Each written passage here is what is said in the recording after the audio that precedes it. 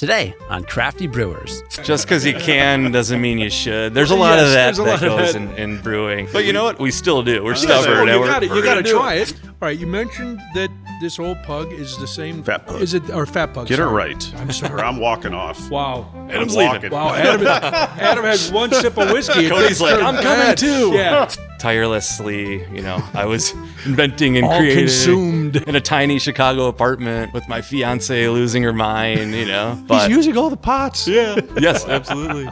The horrible secret has finally come out. And we're getting views. This is it. We're going viral, Cody. Welcome to Crafty Brewers, Tales Behind Craft Beer, the podcast that will increase your enjoyment of craft beer and your appreciation for the people who create it. We've traveled to the Logan Square neighborhood of Chicago to go from grain to glass with two of the men behind Maplewood Brewery and Distillery. Adam Cieslak is the founding brewer and the CEO. Roger Cazelas is the head brewer, and we are here to share the stories that make each brewer and each brewery unique. I'm beer drinker and hellraiser Brian Noonan. All my opinions are strictly my own for good reason. Behind the camera is our executive producer, Cody Goff. Cody, what might you be excited about for this episode? I'm excited to be at Maplewood. I mean, they have the best can art probably ever. Also, they opened a brewery and distillery at the same time. Why would you do that? They did it back before it was cool, too, so we're going to learn why. Also, this is a brewery that experiments with all things beer and spirits and canned cocktails and THC Seltzers and hop water and literally all the things. Why? How do they do it? And how do they keep things consistent? I don't know. Plus, maybe we'll learn what's it like to brew beer with cucumbers. Maybe we'll learn about that. And also, if you're watching this on YouTube, please leave a comment. YouTube's algorithm loves when people comment. Here's some thought starters. Here's the beer I'm most excited to try at Maplewood. We love the show. Cody, you have great hair. Anything. It literally doesn't matter. Just comment something. It'll help us out. Back to you, Brian. Thanks, Cody. Once again, I want to welcome our guest today. Adam Cieslak is the co-founder, the CEO, and the founding brewer of Maplewood Brewery and Distillery. And Roger Cazelas is the head brewer. You guys, thanks for being here. We really do appreciate it. Thanks for coming. And can I add, Cody really does have great hair. Yeah. He does. I had to get it out there. That's all. It's Guys, beautiful. it's exceptionally tall tonight. He's looking good. Nice. Got a And good Cody, spike going today. I appreciate that. It's salt and peppering now, nicely. Is it? It is. Yeah. It I use is. purple shampoo. It's a thing. Wow. I got a purple tint. All right. Yeah, there is a tint to there. Light purple. Wow. Beautiful. I like your brewery even more now. Pleasantries all around. Yes, compliments will get you everywhere with Cody. He's much like, well, never mind. All right, let's start with you, Adam. And the thing that set Maplewood apart at the very beginning was that you opened as both a brewery and a distillery. Now, for most businesses, opening one is hard enough. What made you and your partners decide, you know what, a brewery, that's so pedestrian. We're doing both. I wouldn't say it was a smart idea. It was an idea. But there was some thought behind it. It was mostly because it wasn't really a thing then, right. And now it's become quite a bit more, I guess, popular. It makes a lot more sense to do that. But back then, there were hardly any distilleries in Chicago. And we were way into beer. We were home brewers before any of this, but we were also home distillers. Okay. So we noticed the great overlap in ingredients and processes until you either get to distillation, or if it's not going to be a spirit, if it's going to become a beer, okay. And, adding dry hops if it's an IPA or whatever, just carbonating packaging. So we felt that would be a good, I guess, niche to show, hey, we can take this set of ingredients and turn it into a beer. We also can turn it into a whiskey. And then after the whiskey was in the barrels, we have our own barrels for BA stouts and what have you. And it's like, this made a lot of sense to us. And we didn't have barely any budget to start with, but the amount needed, I guess, in addition to get the still was I mean, honestly, the still was probably our most expensive piece of Really? equipment, but like that was the only really extra thing we needed Okay. with all our brewing equipment. So it's like, okay, this One more piece this is will be not something going to... really cool. It doesn't exist in Chicago. We'll be the first to do it. I think in Illinois for sure. And I think when we opened, it was Ballast Point, and man, there was like one or two other in the country doing it. Doing both at the Yeah, same time. yeah. What were the challenges, not for you guys like producing the spirits and the beer, but just from a logistics standpoint? Since, like I said, we didn't have a huge budget, so had to start producing beer because we could sell that immediately. Okay. And finding a way to fill barrels when we could, or produce unaged spirits, and that just took a lot of time to get that side of thing, the distilling side of things, Okay. I guess, up into regular production. Yeah. We were always doing it, but it took a few years to get, stable as a company to get up to that point. All right, before we go any further, we have 3 beautiful beers in front of us from Maplewood. What are we drinking, gentlemen? So this is Crushinator. It's our yearly seasonal release, Session IPA. Ooh. It is wonderful. It has Simcoe. This year's has Idaho 7 and also El Dorado in it. It has a nice, mostly 2-row, but there's flaked corn in it, Okay. which is nice, and a little bit of special, we'll say accent malt to bring out Touch the of rest. Vienna. Yeah, I like how a you little did that. Vienna, A little Vienna, just a little bit. It's nice because it drinks full flavored, we'll Yes. say, but it's lower ABV and nice hop character. I really like the Now, addition of Idaho 7 this year. That's the new. only Yeah. hop that everybody's heard of. El Dorado, everybody's heard of Simcoe. Simcoe. So what is this Idaho 7? It sounds like something built in a lab. Yeah, so Idaho it's been around for a little while, but it's a very complex hop. It's got a lot of like tropical qualities to it. A little bit of pineapple, a little bit of dank, a little bit of just tropicalness. And we were just kind of mulling over Crushinator. It's one of our favorites.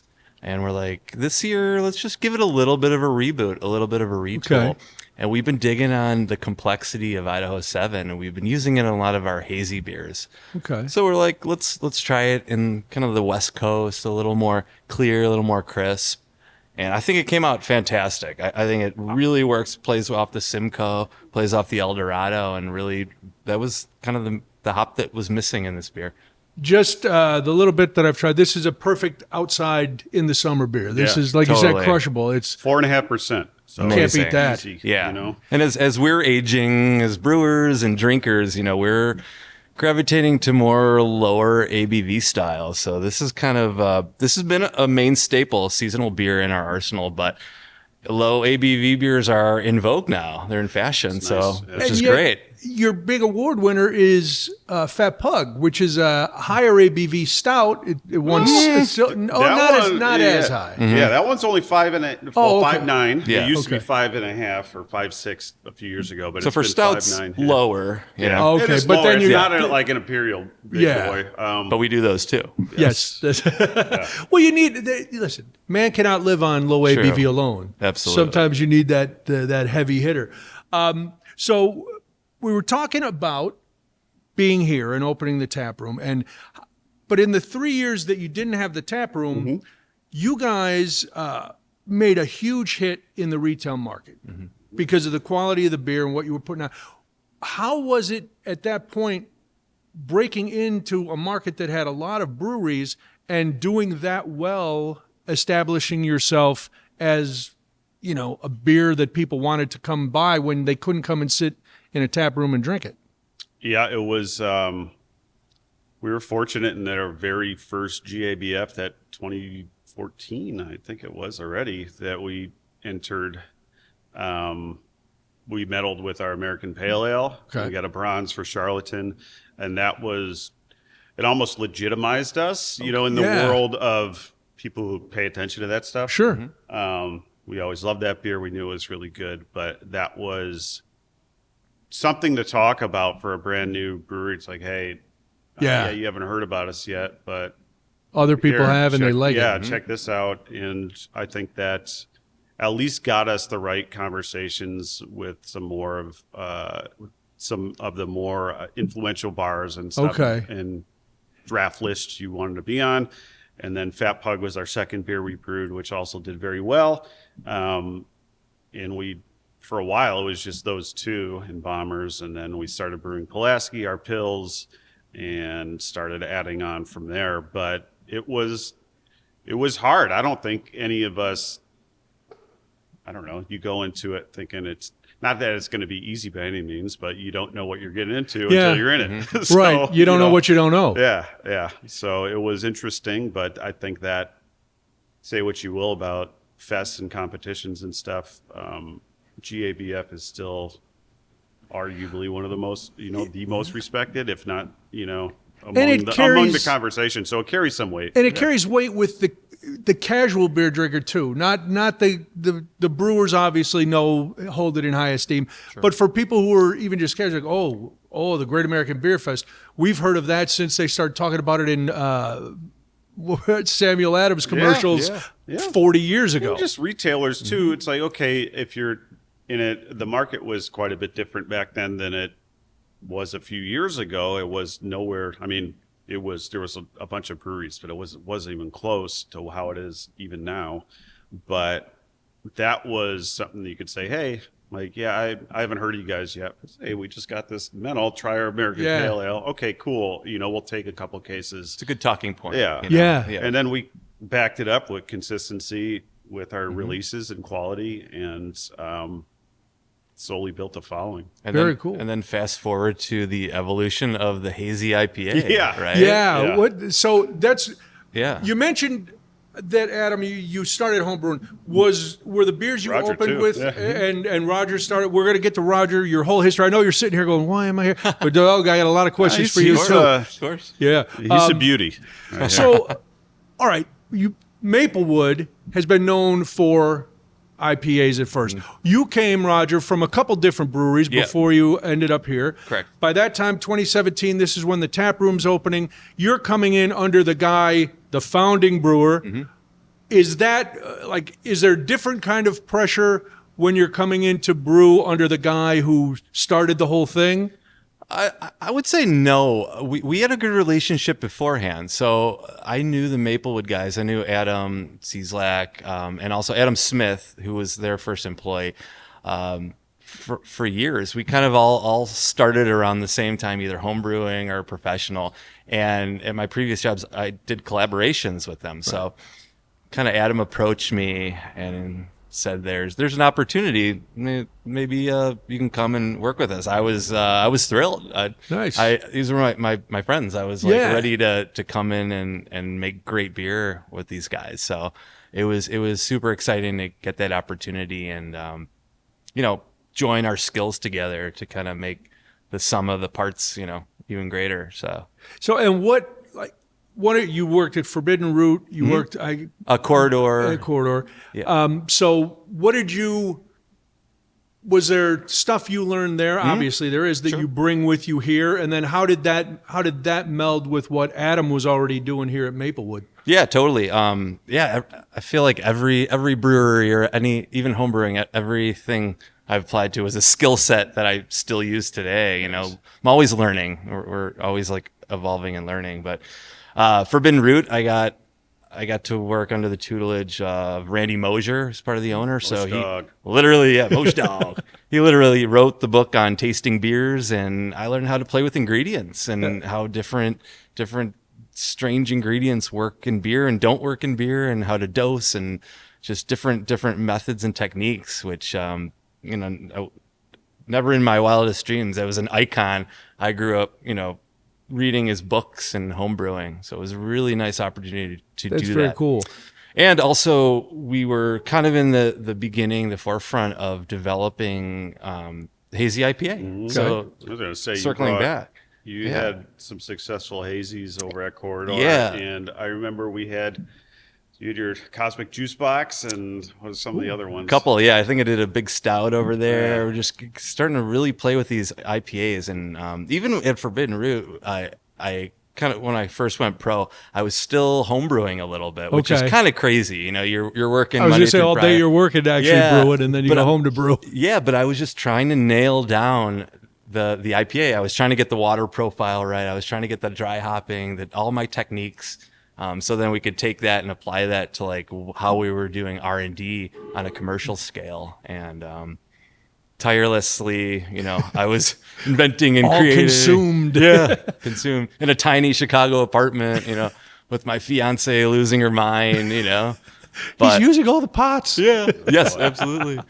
Now, I read something, either you said it, I think it was said about you, that you've always liked expanding flavors. And you mentioned it from working at Forbidden Root. Is there a flavor and ingredient that you experimented with that just it went too far? You went, okay, I can't use horseradish. Sure. There's a few that come to mind. You know, everyone likes a good, well, maybe not everyone likes a good pickle beer or a cucumber beer. So if you do a cucumber, you could add it in beer for about up to 24 hours. Okay. If you leave it in beer for over 24 hours, you get straight pickle juice. Which could be very off-putting. So I've had a couple trials in that. But if you nail a really crisp, clean cucumber, it's very refreshing, just like cucumber water. Cucumber water, yeah. So that's one that comes to mind. We've experimented in some using amberana wood in some of the beer. I think that Adam could be is a little laughing. polarizing. It didn't turn out. Flavor. It's a strong flavor. What does it taste like? Yeah, I get it's a ton impactful. of like cinnamon spice from it, Baking spice. Yeah. But it's you don't need a lot of it. It works better in whiskey than it does beer. Okay. Just because you can doesn't mean you should. There's a lot of that goes in brewing. And you run across that, it seems, because I always say brewers are part mad scientists. And so you're right. Just because I can put it in this beer, maybe I shouldn't. But you know what? We still do. We're stubborn. You got to try it. We did our fair share of dumb beers. We did, yeah. For the whole, you know, whatever, let's say, I don't know, call them pastry IPA, milkshake IPA stage and all that. And we still make them. We still make them now and then, but like we ran the gamut of anything. Like that was right when COVID was going on too, like right going into there. People are craving. They had a sweet tooth, and they wanted experimental beers. Sure. And we were, you know. We had a lot of time to sit around and drink. That was totally, yeah. It was great. I remember driving to a lot of breweries and picking up my growlers and growlers and coming home. And we did very well with that during. I mean, we set up a drive-through over here in Logan Square, and we had cases of beer that was out the door. Pallets of beer going out, which is great. I mean, it kept us happy. That. Yeah, it was great. You know, we were brewing, we were working nonstop, and it gave us a purpose, I guess, right? You know, during scary times. Good to have a purpose. Yeah, because a lot of places didn't bounce back. Right. You both mentioned the dawn of the Hazy IPA. What did that mean to the local scene, and what did it mean to Maplewood specifically? Because I had never thought of, I've always just assumed Hazy IPAs were always here, but now we know there was a dawning, a new age. There was. I mean, they were definitely an East Coast thing. I'm just going to say we were the first in Chicago. Say it. Say it. Not Corridor. Definitely not Roger. Or Forbidden Root. Or Forbidden Root. No, but it was like there was a few. It was a small handful of places who started doing it all around the same time. And I think the beer geeks were into it because we were trying to make something that you couldn't get here. You know, like, I don't know, Heady Topper is probably like the best example of something like that at that time. But for the beer purists, we'll say that, you got a lot of, I will say, blowback, just snide comments, and I think short-sighted comments, where it's like, oh, it's either lazy or not, it's not done well because it's hazy. And it's like, well, no, like, us included, we went through many trials of figuring out how to do it the right way so you don't have shit floating around in it, so you don't have separation, so you don't have any number of things that can go wrong with it. And what causes the haze then if it's not stuff like this is crystal clear? So it's an interaction between it's simplified, but it's interaction between the yeast and some of the hop compounds toward the end, and certain malt will add to those compounds. Okay. And process as well, Yeah. right? There's a lot of different techniques, That's dry what I was hopping gonna say. techniques, Yeah. and yeast interaction and transformation. So, and this was all stuff that we had to figure out. That Yeah. you know, we couldn't. Yeah. We were on the That's what made me so excited. We were on the forefront of a new style in beer that we never really knew. And finding out stuff you wouldn't necessarily think of, because who the hell knows? Like Heady Toppers is making it their way. They're using a different yeast than us, and their beer will separate sometimes. That's why they say drink from the can, swirl around. Oh, That's part of their experience. There's other beers that don't do that, and especially with the yeast we use for our hazies. It was a hard learning experience, I would say, finding out the hopping times. And it turns out if you hop too early with that, it's like, okay, how do we get as much hop saturation in this beer to make it taste essentially like orange juice or whatever, Right. whatever you're trying to do. And with this specific yeast, the earlier you hop, you're leading yourself to disaster. It's almost will guaranteed to separate clear. It'll be act as essentially like a clarifying agent. Oh my God. All right. Like later down the line, and all this stuff you don't know until you start doing it. And then fortunately, years down the road, we have Omega Yeast Labs, who's right here, and some really great folks there. And they have studies on this now that show like, here's what happens if you hop at this time, that time.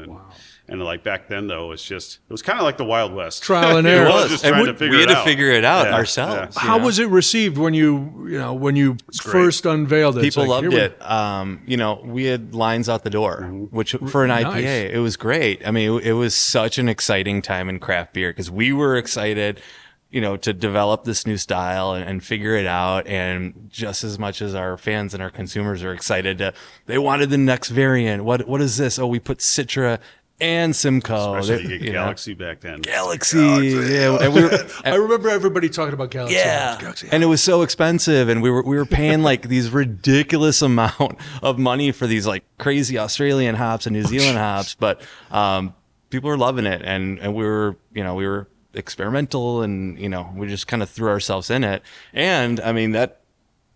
Fast forward to where we are right now. Son of Juice is a staple of Maplewood. Okay. That's our flagship. Yeah, and and it's consistently one of the most, I guess, sold IPAs in Chicago now, and that is something we hang our hat on because we think it's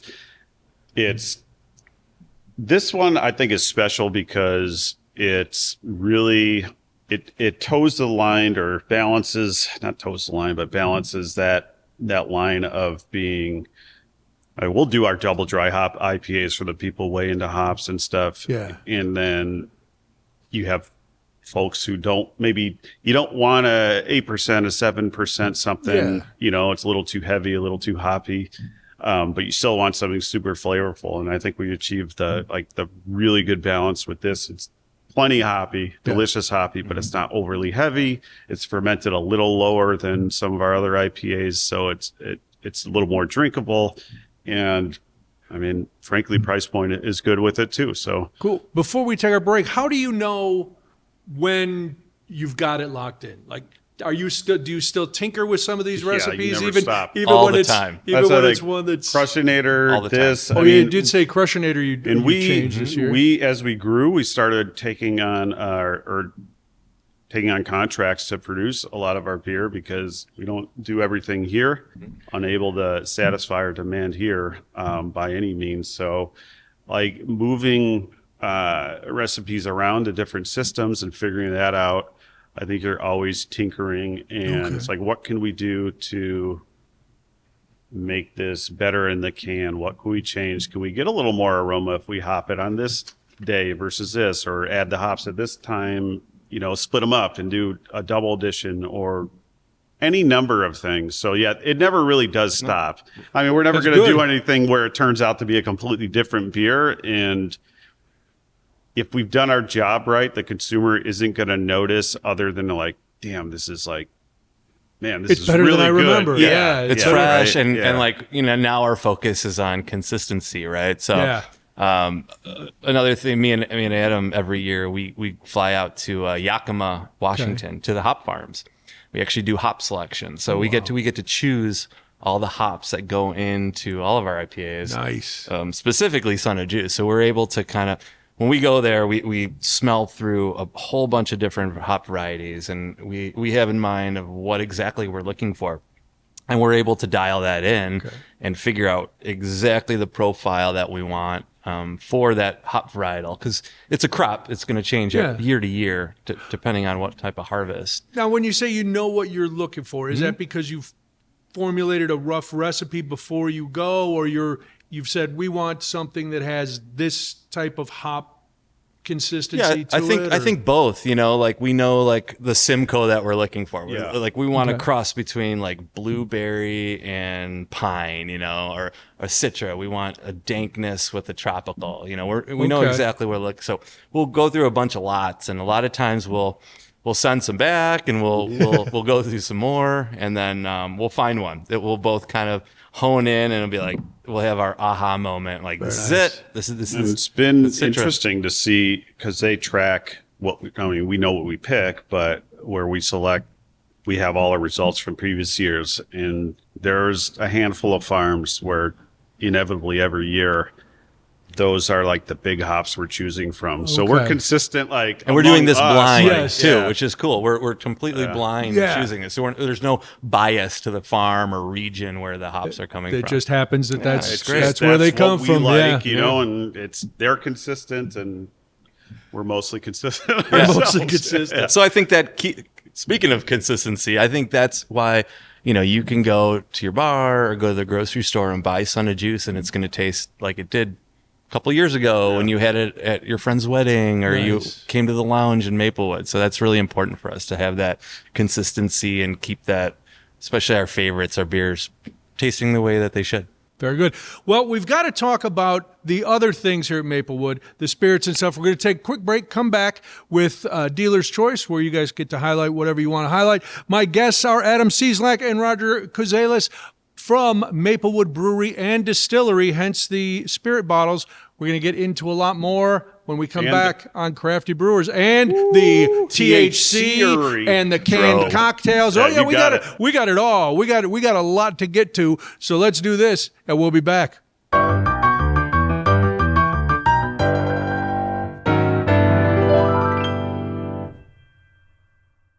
All right, we are back at Maplewood Brewery and Distillery. They are at 2717 North Maplewood Avenue in Chicago. MaplewoodBrew.com is the website. Adam Cieslak is here. He's the co-founder, the CEO, and the first brewer. The what did we call you before? The founding brewer. You're the man. You do it all. And then there's Roger Kozales. He came in. He is the head brewer. It's almost like you were here from the start, because you were here once the tap room opened. You've been here a long time. Yeah, Raj was here been doing early stuff. on enough before, I mean, we were starting to grow, but Raj, he's been here for the duration, the big arc. Yeah, the big. Well, not arc. The big. It's still the going. Trajectory. Yeah, shooting up. All right, we've talked about the beer. Wait, is something different from the first half of the episode? Yeah. I didn't want to call attention to it because Cody made me move. I don't know why. He was tired of me getting the full. I like a full shot. I don't like the profile shot. I'm testing a new musical chairs segment. Is it? The underrated drinking game, am I right? I like the musical chairs. I like the view. Okay, see, now Adam gets to look right at me. All right, well, that's all right. Yeah, Cody likes to move things around. That's how we do it. Yeah, so if it does... I was just going to ignore it. I forgot all about it. That you were going to ignore it and just roll with it. Let the listener, let the viewers try to figure out what the hell happened. And they'll go, have I been drinking? Was Brian always sitting there? Wait, Roger. All right, Adam didn't move. All right, what the hell's going on? I would hope they'd figure it out pretty quickly. Nope. Two people switched chairs. This is how it goes. We've talked about the beer. Now we have to move on, because besides beer, since it's Maplewood Brewery and Distillery, we distill spirits. You also, and we're going to get to it, we mentioned it before the break, now you're doing THC-infused seltzers. Oh, yeah. And canned cocktails, which is a big thing.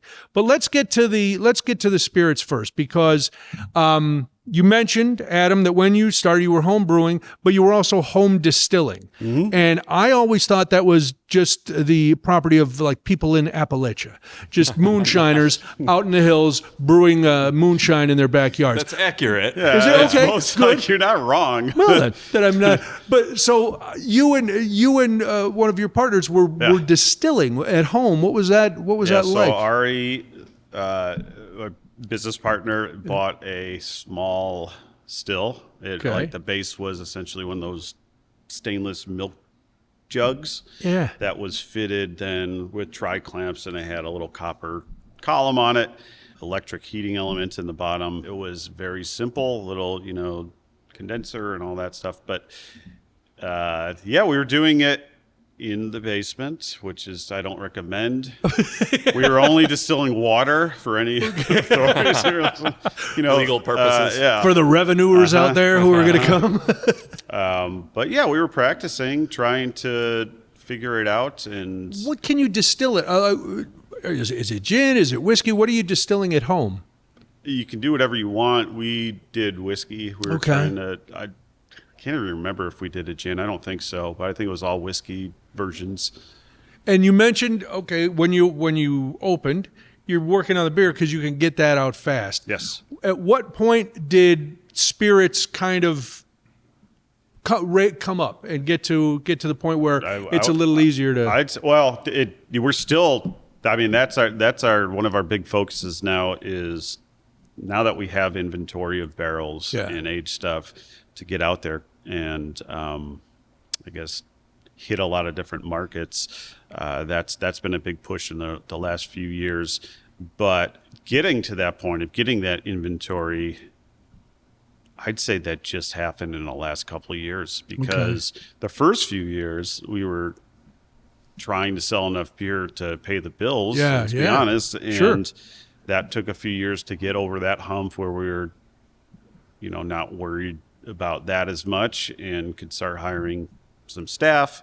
But filling barrels was kind of the last thought. We always did it, but it was hard to justify, hey, we're going to spend money on this grain to fill a barrel that we're not going to see in 2 or 3 years at least. And is that how long most of the spirits that you guys distill take, 2 to 3 years? It depends what it is. So when we started with very small barrels, 10 or 15 gallon barrels. And did we even do fives? I don't think so. I think we had fives. some maybe very remote. So the smaller the barrel, the less amount of time you need to age, right? So, so in the beginning, we were aging them in smaller casks. And now we're all the way up to 53 gallon. Wow. Okay. So that's going to be a lot more aging time on it. But kind of, as Adam was saying, we've ramped up our spirit production program in the last few years. So we do have some spirits coming of age that are coming out now as we're waiting on the larger cask to develop. And it's been a real exciting part of our portfolio. Have a proper inventory. And what are we sampling here? I would say just real quick, like until we got to the proper inventory, like we have a Spruce gin, and then we came out with a Brewers gin, which is more of a modern style gin, more citrus forward. We use some of the hops in front of our IPAs in it in the gin basket. Spruce gin is a little more traditional leaning, but it has spruce tips in it, so more pine. Oh, wow. And is that's in the distilling process? You're putting the pine tips in? Yeah, so they put them in the distillate. Yes, exactly. We have like a botanical basket that the vapors go through. And they also put botanicals into the wash for those. But that was nice to get those out there until any aged whiskey was ready, and we started with those. Then whiskey started coming ready after a couple of years, and now obviously we have the full selection of gin items. Doesn't take as long? No, gin's ready. Like you distill it, you can package it as soon as if you want to filter it, if you want to package it straight up, proof it down, you don't need to age it. There's not an aging quality to gin. We do have an aged gin. We do have a barrel we do, but that's a small part. But gin, it's ready to go. It's basically like a neutral spirit that you fuse with botanicals. You distill with botanicals. So that we get a little experimental. We have said a Brewers gin, but we also have a Spruce gin that's really popular. Okay. So we buy locally foraged spruce chips from Colorado, which are super fragrant and fruity and piney and really tie the spirit together and work great just as a sipper or in cocktails. That's what I was going to ask. Does that? It sounds like with all the flavors and aromas and stuff in there, those are not to be mixed with a Coke or something. It should be enjoyed. However you enjoy it. Yeah, you get. We're gonna That's let true. you guys. Yeah. All right, decide. that's true. No, we only drink it this way, and if you don't, we can't sell it to you. No, No gin for you. I think any of our spirits, they're high quality, so you could drink them neat or on ice or mix them in Mix them in cocktails. a nice cocktail. Whatever you like, whatever floats your boat. So this guy. Yes. What do we have here? So this is our Fat Pug American single malt whiskey. It is just last year got double gold at San Francisco Wine and Spirits in the category. So that Congrats. is a huge thing for us. I'll That's drink like to that. that's Cheers. like the GABF of spirits. So you're going to get. This is based off Fat Pug, our milk stout. Although we don't keep in the lactose for the whiskey version, but it's a stout-based recipe, so it's malt through and through. You have roasted malt like chocolate malt and stuff like that, and then our Munich malt, and you're going to get on the nose some cocoa powder notes, and on the finish you're going to have like a long, I'm going to say like a malt ball, chocolate malt ball kind of thing. Yeah. And it's all from the grain in this, and we're really proud of this one. This is really nice. 45%, so 90 proof. We do have a barrel proof version as well that we release from time to time. Wait, you barrel. What does barrel proof mean? It's like what we the know what you barrel's do. at. Yeah, we Oh. take the so I we see. we Okay. age it for any amount of time. This is minimum 2 years. Minimum 2 years. So Okay. you Usually might go pushes over 3. So whatever. So as the spirit ages, it'll develop in the barrel, and it also will evaporate and more alcohol. So we do have a barrel version of that. So whatever comes out of the barrel, it's barrel strength. So normally we'll proof down to a more drinkable level with proofing water. I like the barrel proof. You- I mean, yeah, I he's love barrel. this, but I did I'm too, a but- purist. I like. What yeah. is it? What does that get up to? It's in the 50s. Okay. Yeah, Yeah. mid 50s. So this is smooth. This is very smooth. Yeah, It is But very this smooth. is, I think, in line with what most people Mm-hmm.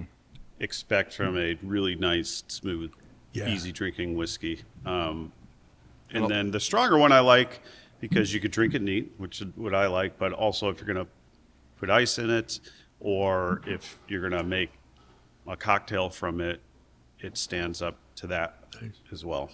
All right. You mentioned that this Old Pug is the same grain as the Old Pug Stout. Is it the? Fat Pug. Is it or Fat Pug? Get sorry. it right. I'm sorry. Or I'm walking off. Wow. Adam's I'm leaving. walking. Wow. Adam has one sip of whiskey. Cody's like, I'm coming too. Finally, someone else with some attitude on this podcast. Wow. It's all get some right. whiskey Listen, in I'm them. I'm sorry. just joking. No, that's all right. Listen, it's your beer. I'm all loopy from one sip of whiskey. Has And it anyone says ever Fat walked Pug right off? there. You see it. I can't read, Roger. That's the horrible secret has finally come out. now I we know. can't Maplewood read. guys That's why I'm on the show. You see that Maplewood episode? One mistake. They thought Yikes. they were leaving. Yeah, we're getting views. This is it. We're going viral, Cody. I don't know what that means, but we're going to go Again? viral. Again. He's like, oh no. So is it the same grain?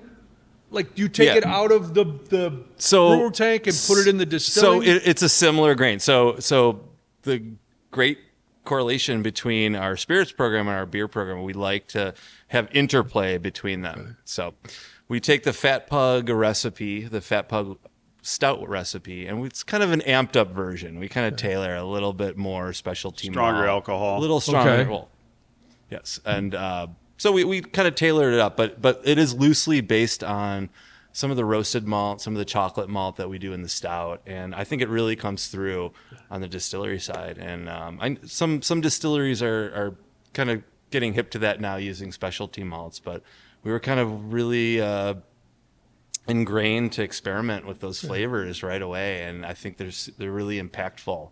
And it seems like there's a lot of interplay between the brewing side and the distilling side, since you guys are both the brewers, but now you're also distillers. Yeah, and even fermentation, we use brewers yeast to ferment this Okay. instead of whiskey yeast, and I feel like it What's the difference? so it adds a little bit of different flavor and texture. There's a little bit of like a mouthfeel. Some of the esters, it's an English yeast that we use, and I think it's just a little different from the whiskey yeast. Yeah, you definitely noticed a difference if we took exactly the same thing and fermented it with like a bourbon yeast or something Okay. and ran it through the still. The fermentation character is different, and that really impacts the final spirit that comes out more so than you might expect. I don't know. I think we expected it to be something, and then we have changed yeast around. It's like, oh damn, like this is a big difference. We really liked what that lent to it. Nice. But and on the other hand, we do a bourbon, and we do use a bourbon yeast. So it's, I think we use, just like we were saying, a lot of experimentation on the beer side. We're doing that as well on the spirit side, and I think that's yielding some really fun, interesting Sounds like it. libations. Yeah, libations are good. All right, so you mentioned bourbon. We know you have whiskey. We know you have gin. What other spirits does Maplewood have? Liqueurs. So liqueurs we didn't bring out, but not for any particular reason because they're really damn good. But we do a whole line of liqueurs. We got a chocolate liqueur, coffee, pistachio, bitter orange. Wow. I mean, fernet. Fernet, We do a yeah. fernet. You guys making fernet? Oh yeah. Oh yeah. Hold on. Yeah. Cody's decided to pay attention. Yeah, I remember the first drink I ever bought my wife was a Fernet and Coke because she lived in Argentina for many years. Sure. And that's like their official drink. So now I need to pick up some of your Fernet. Yeah. Why Well, did you choose Fernet? Is that... we all like it, but I Roger love Fernet. Yeah, loves so it I got quite a bit. back in my Forbidden Root days. We got to do a collaboration with Fernet Branca. And No way. Yeah, which is fantastic. They came in from Milan, and we were kind of exchanging different botanical recipes, and we ended up doing a beer with them, a Fernet beer. And I've always loved Fernet even before that. So just to do that was like a dream come true. Yeah, at Fobab, I have had a Fernet barrel-aged stout before, and it was like my favorite stout the year that it was there. It's fun. I was like blown away. Have you guys ever done a Fernet stout? We haven't yet. No, I did one years ago, but maybe we will. We should revisit that, and we should maybe barrel age Should some be of our some Fernet. Fernet, And we and can then kind use of the do an barrel. whole Yeah. inception. I would buy so much of that. You heard it. Yeah, when He's we did committing that to the whole barrel. Yeah, But what you don't know is he's going to make you name it Cody's Desire or something. If he's buying it all, it doesn't matter. done. We should probably define enough. for any listeners who don't know what Fernet is. Yes, what is Fernet? It's a good question. It's a Italian digestif, so it's a herbal liqueur. So I think we use almost 30 different botanicals. So it's kind of bitter by nature. I think Italians the like best to way, drink it. to describe it is like what you said. But if you ever had bitters in a cocktail, but not as like aggressive. I mean, it's bitter, Yeah. but it's also a liqueur, so it's meant to be, not just a drop or two. You have It's an actual glass. kind of a cordial at, Yeah. at the end Yes, of dinner. yes. You ate a big burger or Okay. steak, and you sip on a Fernet or take a Calms shot. your- Calms you down. Yeah, it's a cure-all. I like to be calmed. Also, my old Italian grandmother used to give my mom Fernet when she was sick. So, like, oh, just have a little Fernet. This will make you feel better. So, Yeah. my mom doesn't have the best associations with it because, you give an 8-year-old Fernet and it's a little much, We used to Yeah. get I'm okay with blackberry that. brandy when we had diarrhea and stuff. Oh, but I'll never look at blackberry brandy the same. My mom still, when she's not feeling good, she's 88. She goes, "Stop at Jewel, get me a bottle of blackberry She brandy." knows. She knows what's up. She's got the secrets. That's great. All right, so we've covered beer, we've covered spirits, and now something that Yeah. has. Where do we go? Do we go THC or canned cocktails Well, first? since we're on spirits, we'll go canned cocktails All right. first because depending on what it is, it may have whiskey in it, or it may have a neutral spirit, it may have gin, it may have rum, which we make. So right here, we got a rum punch. This Okay. is one of our most popular ones. But yeah, we started doing that 4 years ago. Yeah. there was a big movement toward canned cocktails, right? Yeah, and I think for, I don't want to say the right time and place because I do enjoy them, but you have I'd say you have a whole separate market of people you can reach with these because some people just don't like beer. Right. Some people just don't like spirits, you Yeah. know, but they do like a mixed drink. And I think that's important to look at the wide range of folks and try to target people for kind of what they're into, because everyone's not the same. And if we were to just be hell bent on only doing, hey, we're only make this type of beer and this type of whiskey, we wouldn't be successful. Right. So what's the trick to making a good canned cocktail? Because, we've all had some that we're like, oh, these are really good. And some are like, they're not really there. High quality ingredients. Yeah, I think. I'd say that, and having people who, frankly, people who know what they're doing, right? Because if you, like, this was based on one of our cocktails we had at the lounge that we loved, and we had to translate it to get it into can form, so it's not exactly the same. But having people who know what a good cocktail is, right? Yeah, And that feedback, if it doesn't taste like a cocktail, if you pour it over ice or whatever, you can drink it from the can too. But if it doesn't taste like it was a mixed cocktail, you probably failed. Right. And I think we keep that in mind when we do these things, because, they're not crazy expensive, but they're also not the cheapest ones out there. There's labor and good ingredients that go into it. But if you're going to buy it, we say, hey, this is essentially 2 cocktails in a can. You pour it over ice, you can have it straight, you can whatever, but like, you should get something that you should be happy with, as if you walked up to the bar and ordered And they pour something it right regular. there. Yeah. And it's not, I remember when not yours, but canned cocktails in general, they were always made with like a malt beverage. These are made with actual spirits. So it's a little different than. So since we do have the distillation Yeah. side of things and license, we are able to use real spirits in them. Whereas if you don't, you do have to do a malt. Yeah, I mean, you could ferment something very clean. Oh, okay. and So get it's it up. it's a and legal thing. Yeah. Yes, to have a distillery license, and that actually when we And the rolled taxes out are different, so I bet you big places probably use malt beverage because they pay less taxes on it. cheaper, less taxes. So when we were really ramping up our spirit program, our bourbon production, our whiskey production, like we were talking before, it takes time to age. So this was a perfect product to get our distillery out there and expand our portfolio on the distillery side. And I think really successfully, we kind of came in the market right when these RTD cocktails were taking off. Yeah. And it helped us get our name out and buy us some time in aging our whiskey. And I think now we're kind of coming through at the same time and everything's intersecting. So we're really, really taking off on our spirits program, something we're really proud of. And we've been working hard the past few years. And you've got fruit punch. What other RTDs? So we have a whiskey sour, that one's my favorite. We have a couple fizzes. So we have a blackberry gin fizz. We have An orange fizz. Orange fizz, Yep. yeah. Nice. And we have a gin and tonic. It's like a vodka, a gin base, a rum base, a whiskey base one. So we kind of run the gamut of spirits. Get all the spirits represented, or a lot of the spirits like different represented. things. That, everyone orders different cocktails at the bar and have something for everybody. Sound good. All right. Before we get to our final questions, we must touch on the latest trend in the brewing industry. And Yes. Dro. THC Maplewood Dro. So That's it. tell us about this, because this is. When did you guys start doing it? Because it seems like it's only been in the last year or so that it's become more and more toward the end of popular. last year. Okay. Last couple months of last year. So And Dro is your THC infused. It's a seltzer. it's a seltzer, so there's no sugar in any of it, no calories, No alcohol. no alcohol, Okay. all just natural fruit-based flavors and THC.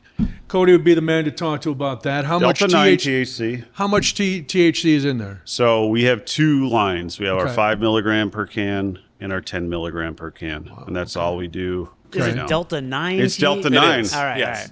Is that It's the good shit. Okay. everybody does Delta 9? I know it because I know. Not in Wisconsin. None of it's that Delta 8 synthetic stuff. Okay, all right. Just Yeah. making sure. No, not to throw shade at our friends in Wisconsin, but it is. No, we do love that's Delta 8. Wisconsin. Yeah. But Although we are about to launch Wisconsin with this. Are you right now. really? Yeah. Okay. Is that I can only one of my brothers owns a dispensary, so I know the regulations as far as that. Does that carry over into the seltzers too? A real heavy regulation as far as where you get your THC, how much you can use, all of that. So Somewhat. it's honestly, it's all over the place depending on what state you're in. Yeah. And we're doing it by the Farm Bill, which allows you to use Delta 9 under 0.3% dry weight. So that's what we use to get our THC from. And we have, I'd say, probably the nation's best partner supplier in the THC extract that they use, Okay. Reexis. Their technology is fantastic. Everything's traceable. We can provide you COAs of exactly what's in this can. They're all on our website. Yeah, is that part of the legality? Because I was not. looking at. We do it because Okay. we feel it's important to do. Yeah. And we want to be, as this stuff is being legislated, we want to be Responsible. I don't want to say Yeah, overly extensive, cautious. yeah. Responsible is the right word, and do it the both right terms way. I can see being apt. Not because there's some, say, sketchy players in this area where you don't know what you're getting, but you scan this QR code, it'll tell you exactly what's in there. So you're not buying it from a guy in an El Camino behind McDonald's? You do, sometimes. All right, but yeah, sure. not- Inventory runs low. I understand. If you want the good Okay. shit. No, Yeah. absolutely The not. good shit. It's in a Absolutely bag in not. his crotch. And the nice thing is the way the THC we use with Reexis is it's made to be completely water soluble and not separate, which could lead to issues down the road. And this stuff will last, I'm not going to say forever, but it'll last for a long time. Exactly. And like I said, you know what you're getting, and we Okay. want to be upfront with Yeah. that. And I think what's different about ours too, and because we have the good delivery system, is it's very flavorful and it doesn't taste like you're drinking pot, right? Like weed, right? A lot of people are off put by that.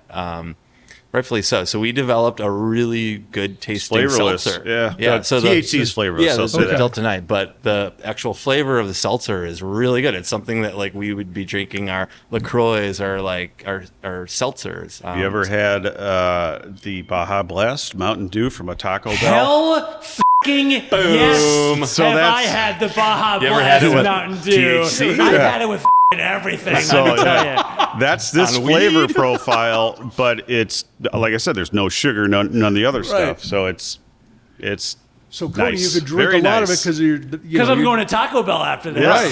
Yeah, you will. That's Save your amazing. calories for Taco Bell. I will drink it during my Taco Bell, and then I'll come back for more Taco Bell Fine. after I'm high. Yes. You got a 4-pack before, during, and after. I think Corey and then- I are going to have to go to Taco Bell. There you go. When you say Where is the nearest Taco? liking. How far are we from the nearest Taco Bell? There's one in Milwaukee. There's one right down Diversity, not too far. Oh, yeah. Cody, you're in. I know what we're doing after this. What else? Yeah, you're going, first of all, you're going shopping out front, and then you're going to Taco Bell.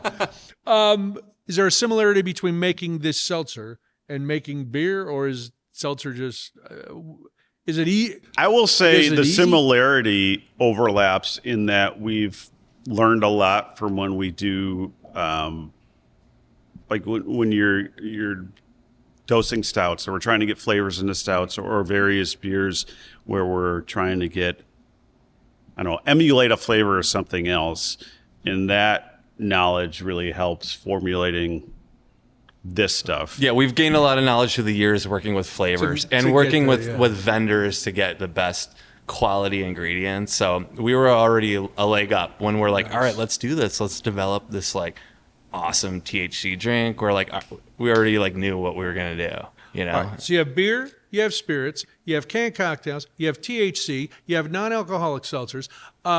What is We have one last thing. We don't even have to. What is just the hop water? So that's and just hop water. non-alcoholic That was the non-alcoholic. altogether. So Yeah. two non-alcoholic varieties, one with THC and one without. Without. Yeah. What's next on your inevitable conquering of the entire beverage world? Because there's man. not many beverages left unless you start dairy farm out back and you're milking cows. or you start, I don't know, roasted coffees. We're working on some other NA varieties. Yeah. Okay. Maybe some NA spirits that are really cool, like some Amaros. I don't know. We're always thinking of stuff. Yeah. The wheel's always turning, and we'll come up with some awesome liquids in the near future. The liquids all seem to be top tier. They're always a pleasure. All right. Wait, can I ask one quick question Cody first? has a question. I'm Yes. sorry. I know this is mostly about brewing and creating the beverages, but your packaging, every time I walk into any store that sells your packaging, it stands out to me. does jump out. It jumps out to me. I pick up every can and read it. How did that come about? How big of a part of your strategy is that? How Huge. has that been since the beginning? Very big. So my cousin Chris was he still is our design director, but he started doing it as a favor because, again, when we had no money, he's like, this is his regular It's his gig. day job, his gig. Yeah, he does design, and he's very talented at it.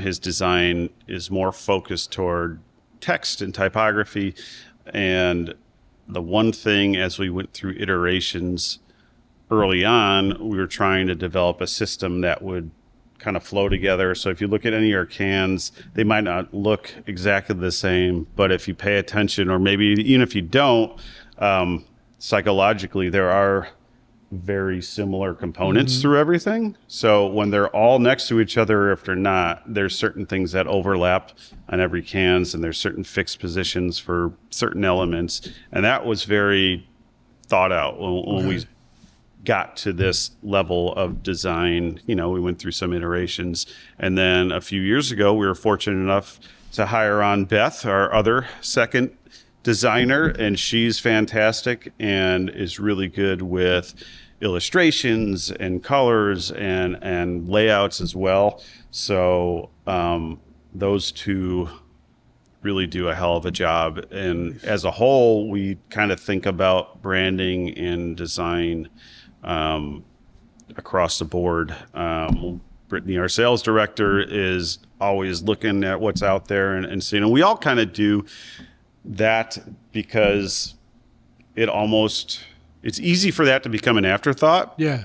And we've kind of drawn a line in the sand with, it can get boring for us to see the same stuff all the time and have certain like fixed standards, but it's easy to identify for a consumer. Exactly. As I walk into Benny's, yes. I can pick your guys out of the opposite aisle. end of the spectrum. And that's always been deliberate, right? Yeah. To have the Maplewood and the chevron and the font. It's something that like, oh, that's Maplewood. Yeah, I know that's Maplewood. It's easy to, because I don't know, for most, myself included. So I go into the liquor store if I'm not going to a brewery. I don't exactly know what I want, but I know who I like, and it's always, you guys just jump right off the shelf. I think that's how we kind of, combat consumer fatigue and shelves that are full, right? It's your eye. It's like, the familiar brand. Like, Right. I've had Maplewood. I like their stuff. Yeah. And it's fun to do labels and designs. I mean, even for me to look at them, like, there's a lot of beautiful can arts and stuff out there that is like different each time. But again, on the opposite end, if you're doing something different each time, if you're the only person doing that, only brewery, okay, that's your identity. But so many places started doing that. It's like, well, now you have 150 cans that are all doing stuff, which each batch that's different. It's like, Different. It's hard to tell apart. You guys and Off Color. Those are the two I can right away. I can pick from 100 yards. Totally. Boom. All right. This is the time, because we're about to let you go. Poor Adam, you look like you're about to fall asleep. You're doing very well. It's been a long keeping day. the energy up. I know. You're doing great. Very late. You're doing fantastic. I'm usually in bed by now. I understand. Listen, me too. I understand. But we appreciate it. All right, the final four. These 4 questions we ask everybody on the show. I'll ask it. You can both answer. First one is the hill you'll die on. A beer that maybe it's really popular. Maybe people are clamoring for it. But for whatever reason, Maplewood's not doing it. A beer that we're not brewing, a style? I was going to say, I think we brewed everything. Seem. I was going to say it doesn't shit. seem like this question is going to get. A Lichtenheiner. I would say we've There you never go. done an Adam beer, and we have 2 yes. Adams that Yeah. are What's that it? are.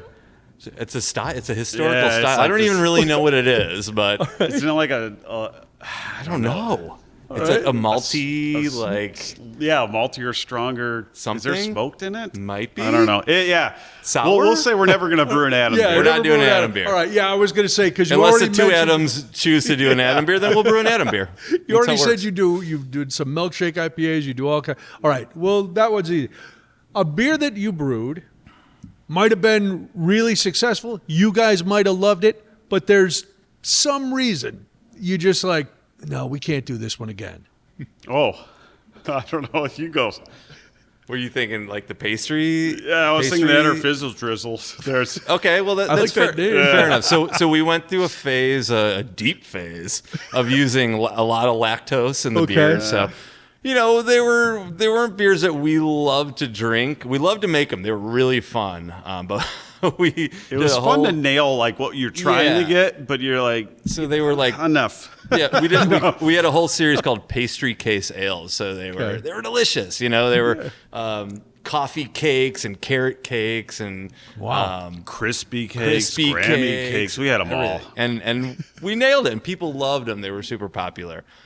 But we kind of phased it out. We do them once in a while, do. and they sell great because the people who are like waiting for them. Yeah. Now it's like, oh shit, They're it's ready. back type of Yeah, thing. yeah. Yeah.